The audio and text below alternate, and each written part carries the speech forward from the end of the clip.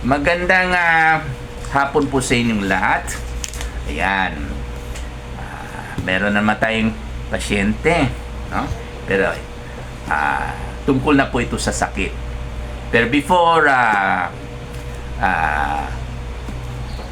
pag-usapan natin yung sakit ng pasyente, bago silang pumasok, narinig ko yung apelyido ng pasyente. So, kilala ko na kaagad. Ha? Siyempre, naalala ko yung katawan ng pasyente. Tumatawa ha. Hindi to body shaming ha. Pag body shaming, magagalit silang dalawa sa akin. Pwede ko nila kasuhan, di ba? Tumatawa yung dalawang mag-asawa tumatawa naalala ko yun. Ito na naman. Kaya sabi ko, ay, si madam yung sexy. Ayan. Ayan, masaya siya kahit hindi totoo. Grabe daw ako, pero natatawa pa rin siya. So, hindi to body shaming. Baka mamaya sabihin niyo, si Dr. Ho, nagasupak og balaod. Kaya na, may balaod or batas ngayon tungkol sa body shaming. No? Hindi naman lahat ng mga pag-describe ng katawan ng mga tao ay body shaming. Depende po sa tao, no? Okay? Kung talaga may intent, yung may malice. Ayan. Tumatawa no? Ito naman asawa niya. Yan, nakita ko medyo makintab na dito Ayan, tumatawa. Makintab na. Kaya ang tawag natin yan, di ba? Alam mo yun? NPA. Sa Bisaya pa, naong puros agtang. Wala nang buhok kasi, puros ang agtang is forehead. Puro na agtang. Ibig sabihin, wala nang buhok dito. Or, meron siyang HIV. Ano yung HIV? Hair is vanishing. Ayan. Okay. So, ayan. Pupunta na tayo sa serious na topic. So, ano si problema na to? Sa dapit. Dito daw. Okay? Dito manda. Karon sa nagsugod, kailan nag-start ito? December, Dodo. December, tapos on and off. Okay. Pag sumpong yung sakit dito, gaano katagal bago mawala? Seconds, minutes, hours, or days? Or weeks? Magsakit. Maglingi. Maglingon daw siya. Pero pag hindi kayo maglingon, pero pag maglingon, kay misis magsakit. Pero pag sa mga magaganda, hindi masakit. Hindi pala. Okay. Pag steady, walang aray. Ayun. Tuyok lang doon siya. Pag lumingon daw. So, ibig sabihin, pag ganyan ang dahilan, alam na po natin, no? Kahit hindi po na siya natin na-examine. No? Pag meron galaw na nasasaktan tayo, at pag hindi natin ginagalaw, parang nawawala yung sakit. Maaring, ang sakit po ay dahil po sa yung muscle. Okay? Kasi, certain movement requires certain muscle, no? Okay, so pag sumasakit sa isang galaw, malamang yung muscle na ginamit ninyo sa yung galaw na yun, malamang yun ang may problema. At kadalasan po, medyo na stretch. Okay?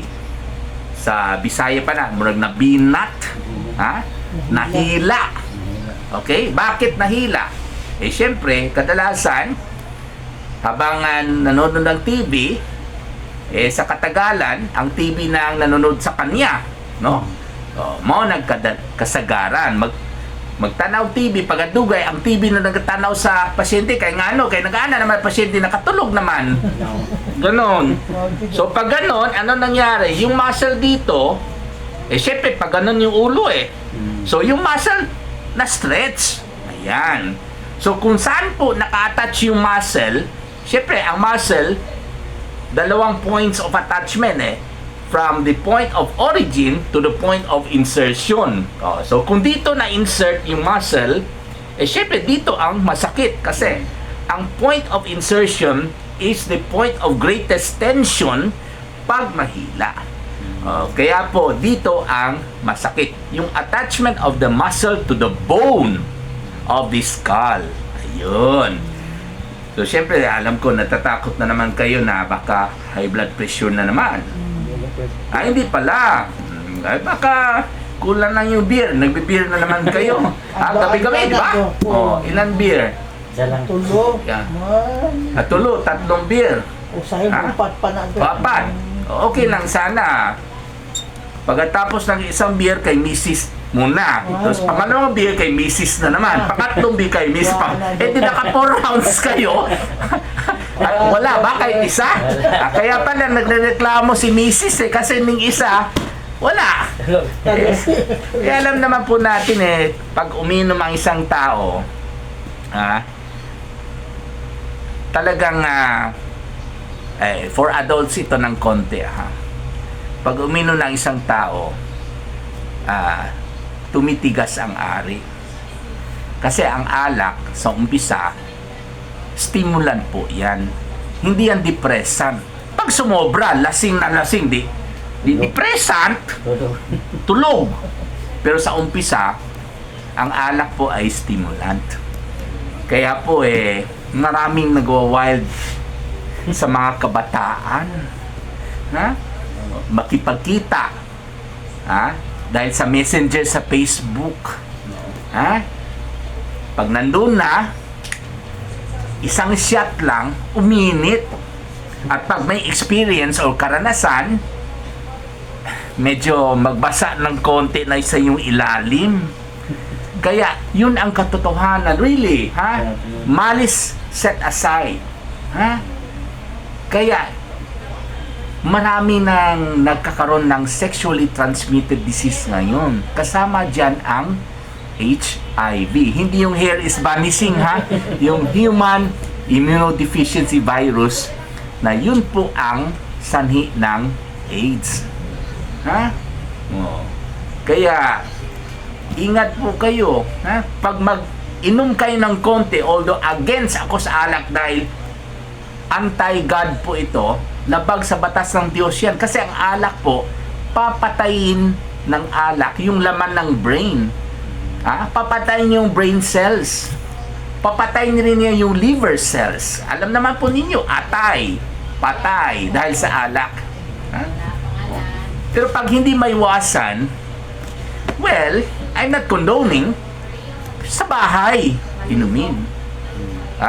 Kasi pag may asawa kayo, syempre, pag uminit, sa asawa, di ba? Pag sa labas, patay ang asawa. Lalo uminit ang ulo si Mrs. Di ba? So, yun ang gagawin po ninyo para hindi tayo magkaroon ng magdoble ang ating kasalanan. Kasi number 1, kasalanan, alak. Pangalawang kasalanan, ayan, sa ibang babae tayo masama po yan. So anyway, nag-inom kag tambal?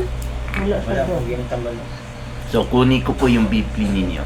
Di ba may high blood po kayo? Ako ang Kayo pala may high blood. Ay dahil nga sa 4 na bote, ning isa hindi pupunta sa'yo. Kaya pala badlungon daw sa Tagalog. Ano yung badlungon? Yung sipat do. sipat. Bisaya man gyapon sipat. Yung Matigas ang ulo. matigas ang ulo, palaging sabihan na huwag kang magganyan, yan mao na badlungon. So anyway, hindi kayo nauntog sa ulo. Okay? Pero siyempre habang uminom ka ng beer, 'di ba? Nanonood ka ng TV, 'di ba? So minsan, yun nga, ang TV nanonood sa iyo, 'di ba? Tulog na ba? Ganon siya minsan, 'di ba? Ganon siya, 'di ba? Sa 'di ba sa sala siya nanonood o sa sala? Kaya pala wala si Mrs. Dapat sa kama, 'di ba? Para pag tapos sa isang bote, si Mrs. muna, 'di ba? Sa sala hindi na pwede sa sala gawin 'yun, 'di ba? Matulog siya. Wala na pagkatapos ng 4 na bote, siguro wala na inaantok na pati di ito, inaantok na rin, sorry na lang, nawala na yung pagiging stimulant ng alak, naging depressant lang, lalo sa mga tao na hindi masyado malakas uminom, di ba? Madaling matamaan kahit isang bote, di ba? Sige, kunan ko lang po yung blood pressure niya. As kung normal ang blood pressure niya, malamang yung sakit po niya ay muscle spasm lamang. At pwede siyang uminom ng kahit anti-inflammatory. Okay. The mildest normal naman po 120/80. So para sa kaniyang cervical, dahil neck yan, muscle spasm, ang gamot po niya ay pwede na po mefenamic acid 500 mg capsule, 1 capsule 3 times a day for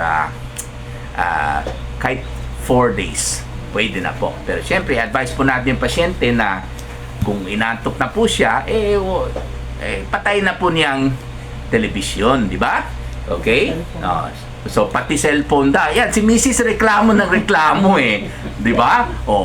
So, pero para maging masaya si Mrs., syempre, bago patayin ang TV or mamatay yung sa kanya, syempre, daanan mo na niya si Mrs., di ba? Para, kumbaga, sa English pa yan, everybody happy. Ayan. Maraming salamat po.